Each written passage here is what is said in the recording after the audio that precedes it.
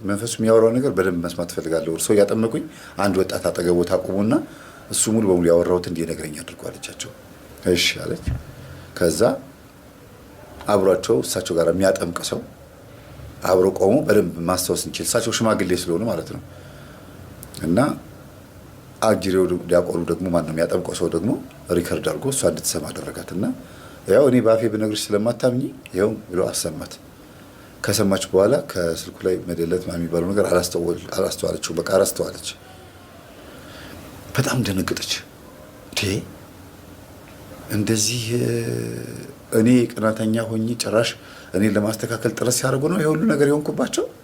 መንፈሱ የሚያወራው ሙሉ በሙሉ ጓደኞቿን አልወዳቸውም፣ ቤት እንዲመጡም አልፈልግም።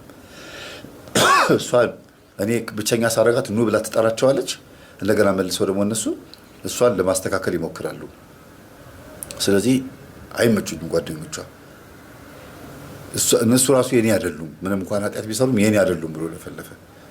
የኔ አይደሉም ማለት ነው አንድ ቀን ያመልጡታል፣ ንስሐ ይገባሉ። በዚህ ልክ ሰይጣን ይላችሁ አርቆ ያውቃል። እና ገርሟት በደንብ መስገድ መጸለይ ጀመረች። ሰተት ብላ ወደ ቤቷ ሄደችና ወደ ባሏ ቤት ሄደችና ቁልፍ አላታል በእጇ ላይ ከፍታ ገባች። ባሏ ሳይመጣ ጸሎት ክፍል ሰራች። ስዕል ሰቃቅላ መኝታ ክፍል ውስጥ ያለውን አልጋውን በሙሉ እንዲነሳ አርጋ ጎረምሳ አስገብታ ማለት ነው። አልጋው እንዲነሳ አርጋ ቤቱን በስዕል በምን አሸብርቃ እንግዲህ የኔን ትምህርት እያዳመጠች እየተጠመቀች ቢያንስ ስንት ወር ተቀምጣለች? 1 ወር ከ15 ቀን። ቢደውልላት የት እንዳለች አይታወቅም። እኔ ግን ደውዬላት አንስታልኛለች ብዬ ስነግራቸው በጣም ነው ደስ ያላቸው። አነሳችልህ አሉኝ። በቃ ካለች ችግር የለውም ትመጣለች አንድ ቀን ነበር የሚሉት። በኋላ ቤቷ ሆና ሰዓቱ ደርሶ 9 ሰዓት ላይ ሲመጣ በጣም ነው የደነገጠው። አንደኛ ገና ከበር ሲገባ እጣን ሸተተው። በሩን ቆልፏለች አይደል? እንግዲህ እሱ ሲገባ እንደ አዲስ እንዲገባ ነው የተፈለገው። እጣን ሸተተው። ምንድን ነው እሱ የምን ጭስ ነው ብሎ ገብቶ በሩን ከፍቶ ሲሄድ ሶፋ ላይ ቁጭ ብላ ልጇን እያጠባች ህፃኗን እያለቀሰች እያጠባች አገኛት። እንዴ ገርሞት እሺ መምጣቱስ መጣሽ ምንድን ነው የሚሸተኝ አላት። መቼም አስደግመሽብኝ አይሆንም፣ የሆነ ነገር ልታበይኝ ልታጠጭኝ አይሆንም ብዬ አስባለሁ አላት። ምንም ሳታናግረው አኩራፊነቷ አለ፣ ንዴቷ አለ። ግን ይሄ ትህትናው ገና ነው። በወንጌል አልተገራም አይደለ? ልጁን ብድግ አድርጋ ህፃኗን ብድግ አድርጋ እያጠባቻት ወደ ጸሎት ክፍል ወደ መኝታ ክፍል ስትገባ ተከትሏት ሲገባ ቤቱ ተቀይሯል። እንዴ መምህር አግኝቶሻል አላት። አለችው። አናገረሽ? አዎ። ምን አናገረሽ? አንዴ ላናገርሽ እፈልጋለሁ ብቻ ነው ያለኝ። ከዛ በኋላ አላናገርኩትም። እንዴ ከዛ በኋላ ሳላ እንዴት ነው እንደዚህ? በቃ ትምህርቱን አዳመጥኩኝ። እሱ ማናገር አልፈለኩም ነበረ። ትምህርቱን አዳምጬ መንፈስ ላይ ጮኸና ለፈለፍኩኝ። ከዛ አንዳንድ ሰዎች እንዴት ነው ባህሪያቸው የፈለገ ትዕቢተኛም ቢሆኑ ግን በህይወታቸው ከባድ ጥፋት ሲያጠፉ የሚያሳዩት ባህሪ ያለ አይደል? እንዴት ነው ሴቶች እስቲ ጻፉልኝ። ከባድ ጥፋት አጥፍታችሁ የበደላችሁትን ሰው ይቅርታ ስትሉት ትዕቢተኛ ሆናችሁ እናንተን በራሳችሁን በትዕቢተኛ ሰው ጫማ ውስጥ ከተቱትና ወይም በጣም ይቃላል ራሱን የሚያንጠባረር ሰው የሚነቅሰው አይነት በዛ ሰው ጫማ ውስጥ ሆኑና ጥፋት አጥፍታችኋል፣ በድላችኋልና እንዴት ነው ይቅርታ የምትሉት? በቃ ይተናነቃችኋል አይደለም? በቃ ወደ ጭንቅር የሚላችሁ እና ልጅቷን ቁጭ አረገቻትና በቃ ይቅርታ አልክልኝ አሁን እግር ስር ልወድቅ ነው አለችው። አላት እግር ስር ልወድቅ ነው እንዳትለኝ ነገር ያለው ትንሽ ምናምን ብለህ እንዳታባረረኝ አለችው። እሺ ነው ወደቅ ያላት። አስፈቅዳ ማለት ገና ሄዳ ስትወርድ እግሩ ስር ድንገት የሆነ ነገር ካረጋት ስለምትናደድ ያንን መቋቋም ስለማትችል እግሩ ስር ስትወድቅ የሚሆነውን ነገር ነግራው ነው የምትወድቀው ማለት ነው። እሺ ነው ወደቅ ችግር የለውም ማለት ፈቀደላት። እግሩ ስር መጣችና ጎንበስ ብላ ጸጥ አለች። በያ የሚባለውን በያ አላት። በቃ ይቅርታ አድርግልኝ እኔ ገብቶኛል፣ እኔ መንፈስ ጮሆብኛል አለችና እሺ ይቅርታ አድርጌልሻለሁ። አይሆንም ምናምን ብላ ብድግ አለች። ህፃኗ ቀውት ያደረገችው ህፃኗ በጣም አለቀሰች። አጅሬው ነው እንግዲህ ትቢት የሚላትና ያ እግሩ ስር ዝቅ ብሎ ይቅር በለኝ ማለት እሷ እኮ ትፈልጋለች። በጣም እኮ የዋህ ናት እኮ። በኋላ ላይ አሁን ስታዩት ደግሞ ሌላ ሴት ነች። በተለይ መንፈሱ ከሄደ በኋላ ተውት። መናፍሶች ከሰው ከወጡ በኋላ ሰው ላይ እያሉ ያስለመዱትን ጸባይ ትተውት ነው የሚወጡት። ሲጋራ ሱሰኛ ከሆነ ሰውየው ሱሰኛነቱን ትተውባችሁ ነው የሚወጣው። መንፈሱ ከሄደ በኋላ ሱሰኛነታችሁ ስጋው ስለለመደው ስጋችሁ ደግሞ መገራት አለበት። መንፈሱ ሄዷል። ሰዓቱን ጠብቆ አምጣ አምጣ የሚልህ መንፈስ ሄዷል። ግን ደግሞ ሰውነታችሁ የሲጋራውን እንትን ለምዶታል። ኒኮቲኑን ይሄ የሲጋራውን ጭስ ምናምን ለምዶታል ሰውነታችሁ። ልክ እንደዛ ሁሉ እዚህ ጋርም ይቺ ልጅ መንፈሱ ተይዞላታል። ቲቢት ቲቢት የሚላት መንፈስ ምናምን ታስሯል፣ ተይዟል። የተሸኘው ተሸኝቷል። ግን እግሩ ስር ስትወድቅ ያንን ማየት አይፈልጉም። በተለይ ዛሩ አብሯት ያደገው አይነ ጥለው ይሄን ነገር ማየት አይፈልግም። አይሆንም፣ በቃ አይሆንም፣ እመለሳለሁ። ከዛ ገረመውን እመለሳለሁ። ማን ነው የምትመለሰው? አንቺ ነሽ የምትመለሰው አላት። እመለሳለሁ፣ በቃ አልፈልግም። እንደ ይቅርታ እኮ ነው ያልኩሽ። እሺ ይቅር ብዬሻለሁ እኮ ነው ያልኩት አላት። እሱ ደግሞ ተምታቶበት ማለት ነው። እመለሳለሁ፣ በቃ አልፈልግም፣ እመለሳለሁ፣ መልሰኝ፣ በቃ ወዴት ነው መመለስሽ? እሷ መስለው ነው። መጨረሻ ላይ ልጅቷ ብድግ አድርገች አንጠቅ ልትወጣ ስትል ኧረ ቆይ ተረጋጊ፣ ልጄንም ጨና ልጅቷን ቁጭ አደረገና እጇ እንደዚህ ድብና ጥፍር አድርጎ ያዛትና ተረጋጊ ብሎ ደረቷ ላይ ልጥፍ አድርጓት ተረጋጊ፣ አይዞሽ፣ በስላሴ ስም በስመ አብ በስመ አብ በስመ አብ እያለ ጸጉሯን ድብስብስ እያደረገ እንደዚህ እያደረጋት ቁጭ አደረጋትና ተረጋጊ፣ በስመ አብ ወወልድ ወመንፈስ ቅዱስ፣ በስመ አብ ወወልድ ወመንፈስ ቅዱስ፣ በቃ እሺ አጋንንት ከጮኸ ሁሉ ነገር በቃ ገብቶኛል አላት። ከዛ ድፍት ብላ እንደ ጎረምሳ እንደ ትዕቢተኛ ጎረምሳ ምናምን የምትለው እንደ ወንድ ያደርጋታል። ወንድ ነው፣ እዛ ውስጥ ወንድ አለ። እንደዚህ አይነት አክት ደግሞ አይቶባት አያውቅም። ትዕቢት ፊቷ ላይ ይታያል እንጂ የወንድ የከቤ ሴቶች የወንዳ ወንድ ሴቶች አክሽን አይቶባት አያውቅም። እና ይሄ ነገር በእሷ ውስጥ የሆነ መስተፋቅር አለ፣ የሆነ መንፈስ አለ ማለት ነው ብሎ በቃ መንፈስ መሆኑን ተረድቶ በቃ ችግር የለውም ምንም ችግር የለውም ብሎ አረጋግቷት ጓደኞቹ ጋር ደወለ፣ ወይም የእሷ ጓደኞች ጋር ደወለ እና ኧረ መታለች አላቸው። መጣች አሉት። ብድግ ነው ተነስተው መጡ። አራቱ ሲያዩት ተጎሳቆላለች ምናምን። ይሄ እንደ ድሮ ራሷን በኮስሞቲክስ ምናምን የምታሳምርበት ነገር የለም። ነጠላ ለብሳለች ምናምን። ቤቱ ጣን ይሸታል። ምንድን ነው እሱ አሉ። አይ በቃ መምህር ጋር ደውላ መምህር ደውሎላት ላናግርሽ እፈልጋለሁ ብቻ ነው ያለኝ ነው የምትለው። ከዛስ በቃ ከዛ በኋላ አንድ ወር ከምናምን ቀን ጸበል ስትጠመቅ መንፈስ ጮሆ ምናምን አለችኝ እና አሁን ደግሞ እዚህ ይቅርታ አድርግልኝ አለችኛል። ያው የተፈጠረው ነገር ነገራቸው እና ሳቁና እንደገና ይቅርታ አድርግልኝ ስትዩ ማየት እንፈልጋለን አሏት። አይሆንም አልፈልግም በቃ አንዴ አድርግልኝ ብየዋለሁ ማን ብላ ስትጮህባቸው ጊዜ እንደገና ይቅርታ አድርግልኝ ስትዩ ማየት እፈልጋለሁ። በቃ ትክክል ቲቢቲሽ በትክክል መስተካከሉን ማወቅ የምችል ሁለተኛ ግን አታገኘኝም። ሁለተኛ ጠገብሽ አልጠጋም። አሁኑኑ እግሩ ስር እንደገና ወድቀሽ ይቅርታ አድርግልኝ በይው እያየንሽ አሏት። አላደርግም አለቻቸው። በቃ ቻው ምናምን ብለው ሊሄዱ ሲሉ ጊዜ ተከትላት ሄደችና ትዳሬን እንደጠበቃችሁልኝ አውቃለሁ። ራሴው ኑ ብያችሁ እኔው ራሴ ቅናተኛ እንደሆንኩባችሁ አውቃለሁ። በቃ ይቅርታ አድርጉልኝ አለች። ኖ እኛን ታየንና ባልሽን ይቅርታ አድርግልኝ በይው። ምንም የማያውቀውን ጭራሽ ከአንቺ ውጭ ሌላ ሴት ማየት የማይፈልገውን አንድ ቀን እንኳን በሌላ አይኑ አይቶኝ ጠቅሶኝ እንኳን አያውቅም። ከመሬት ተነስተሽ ነው የምትቀኝም። ስለዚህ ራስሽ ጠርተሽን ራስሽ ችግር ውስጥ ከተሽናል። አሁን አንቺ ጎንበስ ብለሽ ይቅርታ አድርግልኝ ስትይው ካየሁኝ አለቻት አንዱ እመወሰኑ ውሳኔ ታያለሽ። በአንቺ ህይወት ውስጥ ትልቅ ነገር ነው ደስተኛ የምትሆኝበት ነገር ወስናለሁ አለቻት። ምን ስትላ ጊዜ ችግር የለውም። ከዛ በቃ የኔ ባል ይቅርታ አድርግልኝ ብላ ሰዋዊ ባህሪዋ መጥቶ ያ የቲቢቱ መንፈስ ትንሽ ገለል አለ እና ጎንበስ ብላ እግሩ ስር ጉልበቱን ስማ ተነስታ አቀፈችው። አቀፋት። ገረመው። ይሄ የቅድም ወንድ ባህሪ ደግሞ ጠፋው። የሴት ባህሪዋ መጣ። ሁለት አይነት ማንነት ያየባት እና ኦኬ ይሄ ነው ማለት የሚጮትብኝ ትዳሬ ላይ ማለት ነው ብሎ ሲል ጊዜ ይኸው እመቤቴን ማርያም በጣም የምትወዳት አንደኛዋ ሴተኛ ዳሪ እመቤቴን ቅድስት ኪዳነ ምሕረትን ማርያምን ነው የምልሽ በሚቀጥለው ሳምንት እኔ ፍቅረኛዬን አምጥቼ አስተዋውቅሻለሁ። ጮኜ ነው ማገባው ሰው ነው አገባለሁ እንዳንቺ በቃ ይሄን ስራ እንዲያውም እተወዋለሁ ለመምህርም እነግረዋለሁ አለች። በጣም ገረማት። ከዛ ለምንድን ነው እንደዚህ ያለቻት መሰላችሁ? አንደኛ እነዚህ ጓደኞቼ ካላገቡ አላምናቸውም የሚል ነገር አለ ውስጧ ላይ ማግባት አለባቸው ብላ የምታስበው። ሁለተኛ ነገር ደግሞ ጓደኛዋ ናት። በጣም የምትወላት ጓደኛዋ ስለሆነች እንድታገባ ትፈልጋለች። ወይኔ አንቺ ብትወልጂ እኮ ባናቱ ብትወልጂ የምትወልጃቸው ልጆች እንዴት እንደሚያምሩ ትላታለች። አጭር ናት ግን በጣም ቆንጆ ናት ጓደኛዋ እና የምትወልጃቸው ልጆች በጣም ቆንጆ ነው የሚሆኑት። የራሷን ውበት ሳትናገር የሰው ነው የምትናገረው። እና በዚህ ሁኔታዋ እንድታገባ ስለምትገፋፋት እሷ ሳታገባችኛዋ ስላገባች በእኔ ማግባት ትቀናብኛለች ብላ ነው የምታስበው። እሷን አግቢ እያልኳት እኔ ቀድሜ ሳገባ ይቀኑብኛል። በዛ ላይ ደግሞ ታገባለች ተብላ ማትጠበቅ ሴት ነች ያገባችሁ። ቡና ቤት ተሰራ በነበረበት ሰዓት ምን አይነት ነገር ያለ መሰላችሁ? ትንሽ ቀጫ ብላገላችሁ እና ወንዶች መጥተው ከሴቶች ጋር ሲጫወቱ እሷ ብቻዋን ባንኮኒ ተደግፋ ምናምን የሚመርጣት የለም።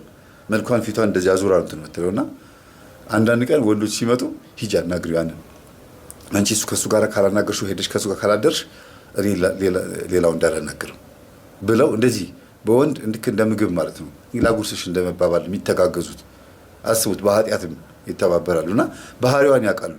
ብዙም ወንዶችን መቅረብ እንደማትወድ እንደማትፈልግ ገላዋን ሸጣ ገንዘብ ማግኘት እንጂ ወይም በመልኳ ራሷን መሸጥና መተዳደር እንጂ የምትፈልገው ስሜቱ የላትም። ለምን ውስጥ ያለው አይነ ጥላ ይደነፋል፣ ይናደዳል። ኃጢአተኛ እንድትሆን ይፈልጋል፣ ዘማዊ እንድትሆን ይፈልጋል፣ ግን ደግሞ እንድታገባ አይፈልግም። ስለዚህ የኃጢአት እንጀራ እንድትበላ ነው የሚፈልገው። ራሷን ሸጣ ገላዋን ሸጣ በምትበላው እንጀራ ደስተኛ ነው መንፈሱ።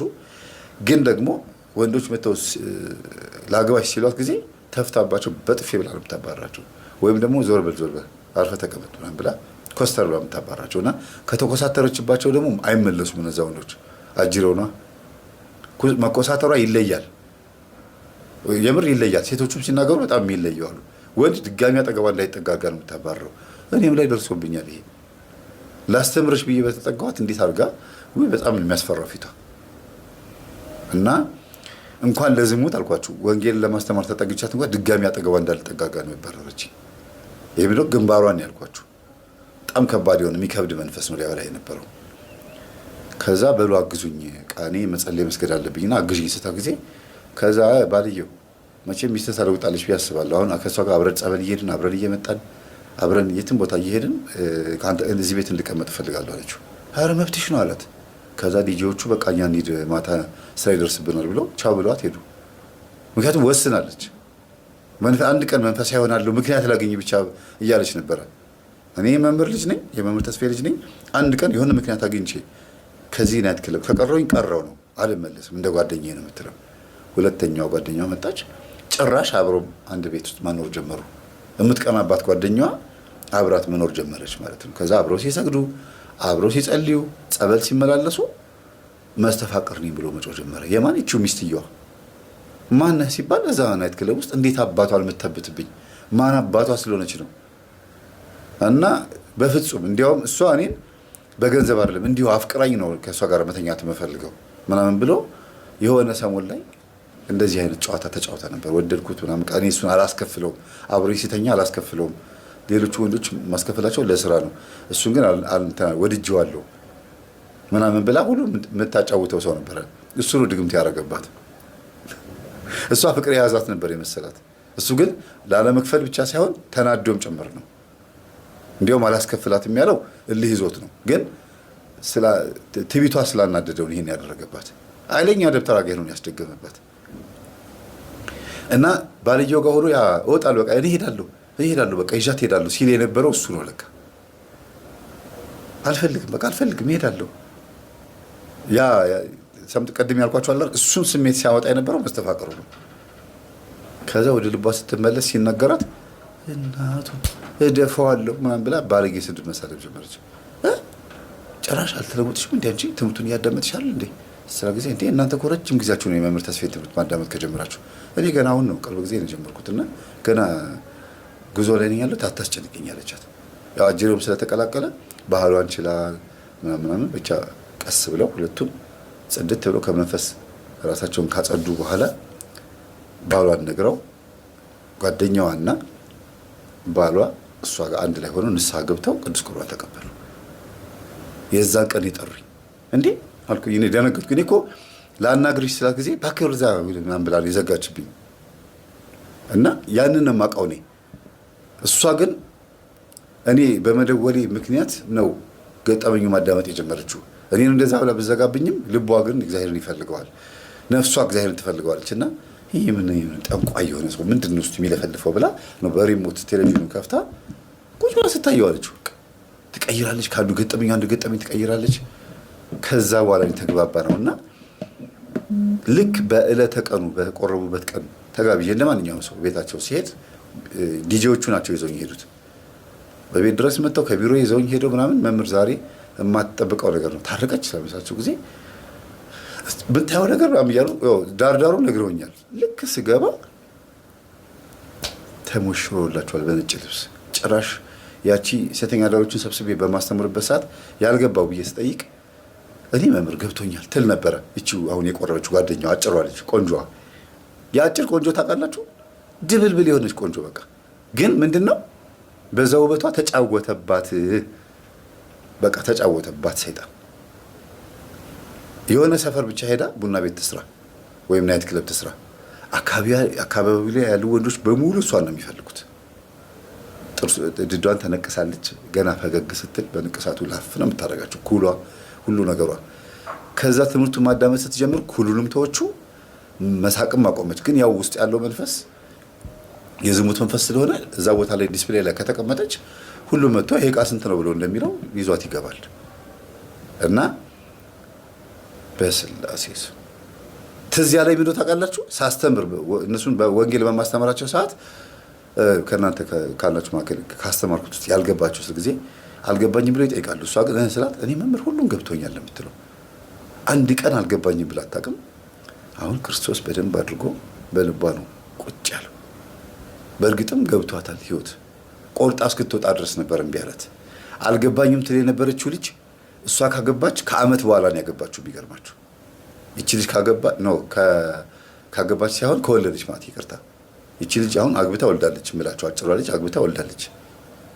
ሰርጓም ተጠርቼ ሄጄ አጠር ያለ ሰርግ ነው ሄጄ 50ኛ ወይ 51ኛ በሆን ነው 50 ሰው ነው የተጠራው ታድም ያለውና በዛ ሰርግ ላይ ነው ይቺኛዋ አንደኛው አልገባኝም መምህር ምን ማለት ነው ይሄ ምን ማለት ነው ትጠይቀኝ የነበረችው ልጅ ተጠራጠር ነበር። በስንት መከራ ነው ልክ ይቺኛው ጓደኛዋ ስትወልድ ያገባችው። እና አብዛኞቹ ሴተኛ አዳሪዎች ወደ ጋብቻ ሲገቡ ትዳራቸው ላይ አሪፍ ይሆናሉ። ባሎቻቸውንም ስማርት አድርገው ነው ቻል አድርገውት የሚኖሩት። ግን ትልቁ ችግራቸው ምንድነው? መንፈሳዊ ካልሆኑ ወደ ሱሳቸው ይመለሳሉ። ትዳር ላይ ሆነው ይራበሻሉ። ልክ ናይት ክለብ እሷን አግኝቷት ይዟት እንደመጣ ሁሉ እንደገና ናይት ክለብ ገብቶ ሌላ ሴት ጋር የሚተኛ ነው የሚመስላት። ብቻ መንፈሳዊነት በጣም ትልቅ ጥቅም አለው። በጣም ትዳርን ለማዳን በጣም ትልቅ ጥቅም አለው። መንፈሳዊ ሁኑ ሴቶች። እግዚአብሔርን ትልቁ መውጫ ቀዳዳችሁ የምትድኑበት ቀዳዳችሁ መንፈሳዊ ህይወት ብቻ ነው። አንድና አንድ መንፈሳዊ ህይወት ነው። ዓለማዊ ሆኜ ትዳሬን ጤነኛ አድርገዋለሁ ማለት ዘበት ነው። ጤነኛ ሊመስል ይችላል ትዳሩ፣ ግን ያው ልብሽ ያውቀዋል ጤነኛ ነው ብለሽ የምትዩ ለማስመሰል ሊሆን ይችላል እንጂ የሆነ የምታውቂውን የራስሽ የሆነ ደካማ ጎን ይኖራል። ያ ደካማ ጎን ደግሞ ችለሽ የተቀመጥሽው አዘልሽ የተቀመጥሽው ነው የሚሆነው። መንፈሳዊ ከሆንሽ ግን ያዘልሽውን ሸክም ቁጭ አድርገሽ የምታራግፊበት አምላክ ይኖርሻል። ኑ እናንተ ሸክማችሁ የከበደ ኑ እናንተ ደካሞች እኔ ሸክማችሁን አቀልላችኋለሁ፣ እኔ ቀንበሬ ልዝብ ነው ይላል ክርስቶስ ሲናገር። ስለዚህ ሸክማችንን የምናራግፍበት ማለት ይቅር በለኝ ብለን የምናለቅስበት ክርስቶስ አለ። መንፈሳዊነት ለሴት ልጅ በጣም ትልቅ ጥቅም አለው። የምትወላቸው ልጆች ጤነኛ ይሆናሉ። የምታስተዳድረው ትዳርና ባሏ በአጠቃላይ ቤት ውስጥ ትልቁ ኃላፊነት ሴት ላይ እንደሆነ ብዙ ሰው አይረዳም። ሴት ልጅ መንፈሳዊ ማድረግ፣ ሴት ልጅ ማስተማር፣ ሴት ልጅ በእንክብካቤ መያዝ ማለት ትዳርን ጤነኛ ማድረግ ወይም ደግሞ ሀገርን ጤነኛ ማድረግ ነው ይባላል። ትክክል ነው፣ በጣም ትክክል ነው። ጸብም ሰላምም የሚወጣው ከትዳር ነው፣ ከቤተሰብ ነው፣ ከሴት ልጅ ነው። ፓርላማ ድረስ እንደሚገባ ታውቃላችሁ። ትልቅ ስብሰባ ድረስ ይገባል። የሴት ልጅ ሰላም አለመሆን፣ የጓዳ የቤተሰብ የትዳር ሰላም አለመሆን ስራ ቦታ ድረስ ይገባል። ቢሮ ድረስ ወንበር ድረስ ይመጣባል። ስለዚህ መንፈሳዊ ካልሆነች ሴት ልጅ እጣ ፈንታዋ በጣም ጠባብ ነው። ትዳሯ የመበተን እድሉ ሰፊ ነው። ጤነኛ የመሆን ልጆቿ ጤነኛ ካደጉ በኋላ ለሀገር፣ ለቤተሰብ፣ ለእግዚአብሔር፣ ለአጠቃላይ ለእናትና ለአባት ለራሳቸውም ይጠቅማሉ አይጠቅሙም በጣም ያጠራጥራል። ለምን በቁርባን አላደጉም፣ እናት አልበረታችም፣ አልጠነከረችም። ይሄ ሁሉ ነገር በጣም ብዙ ችግር ይፈጥራል። እና የቅናት መንፈስ ቀስ እያለ ነው የተወገደው በትምህርት በትምህርት በሂደት ነው። መስተፋቀሩ ነው ለካ ውስጥ ሆኖ የሚቀናው የነበረው። ቲቪተኛ እንደዛ ሰው ያለ የሚንቀ የነበረው እሱ ነው። ሲሄድን ያሁን ቅዱስ ቁርባን ተቀብላ ተነስታ መታ ስታቅፈኝ እውነት አንቺ እንደዛ ስታመናጭቀኝ የነበርሽ ሆነሽ ስራ ጊዜ መምህርዬ በእናትህ አትቁጠርብኝ እሱን ነገር እኔ እኮ አይደለሁም አለች። በቃ ይሄን መስማት ነው የፈለኩት። ቁጭ በይ አልኳት። ቁጭ አለን። አላመንኩም እኔ። ያ ፊቷ ሌላ ፊት ነው። ክርስቶስ ነው በፊቷ ላይ የሚያበራ የሚታየው። እኔ በሚገባኝ ፈገግ ነው የምትለው። በቃ ትጫወታለች። እንደዛ ስትስቅ አይቻት አላውቅም። እንዴ ላስተምራቸው ሲሄድ እኮ ጥግ ላይ ሆና ሲጋራውን ቡል ታደርግ የነበረች ልጅ እኮ እንጂ በተደጋጋሚ ሲጋራ ታጨሳለች። ዲዲ እያልኩኝ ነው የምወጣው። ስወጣ ውስጥ ነው እንግዲህ የሚማሉት ውስጥ አስተምሪ ስወጣ ዞር ብዬ አይቻት አንዳንድ ቀን ሆን ብዬ ላናዳት ይመስላታል። እኔ ግን አይደለም። እና ቻው ሰላም ስላ ጊዜ ነው የምትለው። እና እንዲህ አይነት ባህሪ ያለው ሰው እንደዚህ ጋር ደግሞ ተቀይሮ ነጭ ለብሶ ስታየው ደግሞ ይገርማል። እና በራሷ ብርታት በራሷ ጥንካሬ እኔ ምንም ሳልሳተፍ እዛ ቤት ውስጥ ጓደኛ ማቾች ራሳቸው መንፈሳዊ ሆኑ እና እግዚአብሔር ይመስገን። ጅንኑ ባሏ አሁንም እንደዛው ነው። ጅንን እንዳለ በቃ እንዳማረበት ነው ኮራ እንዳለ እና ደስ ይላል። አንዳንድ ጊዜ ከባህሪ ሲሆን እና ደሃን ወይም ሰውን የሚንቅ ሳይሆን ዝም ብሎ እንደዚህ በተፈጥሮ ኮራ የሚል ወንድ ጥሩ ነው። ግን ሰውን በመናቅ መሆን የለበትም፣ በመታበይ መሆን የለበትም። አቃለው ለኢኮኖሚ ያለ ሳይሆን ሰው ጋር ሲሆን ትትና ኖሮት ብዙ የማያወራ ብዙ የማይናገር ብዙ አዳምጦ አንድ ነገር የሚመልስ የተናገረውም ፍሬ ነገር ተደማጭነት ያለው ምናምን ሲሆን ደስ ይላል። የጸጋ ነው፣ መመረጥ ነው። ከማህፀን የሚመጣ ነገር ነው። ባይዘው አብሮ የሚወለድም አለ። በልምምድ የምታመጡትም ቢሆን አንዳንድ የሾልኮ ምናምን ይመጣል። አሁን እኔ በልምምድ ላምጣው ብል አይመጣልኝም። የዚህ ልጅ ባህሪ አይገናኝም ባህሪያችን። ምናልባት ጮክ ብዬ ላላወራ እችላለሁ። ይሄ ባህሪ የለብኝም፣ ግን የእሱ ይለያል። እና ያላችሁን ደስ የሚል ተፈጥሮ ሰው ከነገራችሁ ያ ነገር ጠብቁት። እግዚአብሔር በሰው ዘንድ ተወዳጅ እንድትሆን የሰጣችሁ ነገር ስለሆነ ያ ነገር ለእናንተ በጣም አሪፍ ነገር ነው። ይህን ይመስላል። እሺ እንግዲህ እንደ ምክር ልናገር የምችለው ቅናት መንፈስ ከዘርም ይመጣል፣ ከእናት ይመጣል፣ እንደገናም ደግሞ ከመስተፋቀርም ይመጣል። ውስጥ ያለ የሚወዳችሁ ሰው የነበረ የላከባችሁ መስተፋቀር የበላችሁ ቡዳ የዝሙት መንፈሱ የዛ ሰው ከእናት የመጣ ደግሞ ዛር አይነ ጥላ ወይም ቡዳ አይነ ጥላ ወይም ዛር ቡዳ፣ እነዚህ መናፍስቶች በአጠቃላይ አምስቱም ማለት ነው ምን ያደርጋሉ? ሰዎች ጋር ሄዳችሁ ስትቀላቀሉ ውስጣችሁ የገባው የእነዚህ ሰዎች ከእናንተ ውስጥ ከሌላ ሰው የመጣባችሁ መንፈስ ስለሆነ ውስጣችሁ ያለው የእነዛ ሰዎች ባህሪ ነው የሚያንጸባርቀው። የኔ ናት። በተለይ የምታፈቅራችሁ ከሆነች ወንድ ከሆንክ የምታፈቅር ሴት ከሆነች፣ ሴት ከሆነች ደግሞ የሚያፈቅርሽ ወንድ ከሆነ አንቺ ውስጥ ያለው የወንዱ መንፈስ ከሆነ አንቺ ጋር ያለው የሚመጡትን ወንዶች በሙሉ አበሻቅጦ ነው የሚባራቸው። ንቀት አለ፣ ከዛ ቅናት ይኖራል። የምታፈቅሪውን ወንድ ማንም ሰው እንዲነካብሽ አትፈልጊም። እና በቃ እንዴት ነው አንቺ ራስሽ ፊቱን እንደዚህ ያዘውሽ ምናምን ማየት ያለበትን መምረጥ እስክቺ ድረስ ሊያደርግሽ ይችላል። እና ስሜትሽ ጥሩ ላይሆን ይችላል። እና ቅናት እንዳለብሽ ካወቅሽ ቶሎ ብለሽ ተጠመቂ። በቃ ቶሎ ብሎ ወደ እግዚአብሔር መምጣት ነው። የትህትና በተለይ ውዳሴ አምላክን መጸለይ። የቅናት ችግር ያለባችሁ ትህትና እንዲኖራችሁ ያደርጋል። በቃ ራስን ዝቅ ማድረግ፣ ስለ ትዕቢተኝነት መዝሙረ ዳዊትን መጸለይ። የትዕቢትን በጠረባ ነው የሚለው እና እግዚአብሔር ስሙ የተመሰገነ ይሁን። ሰላሙን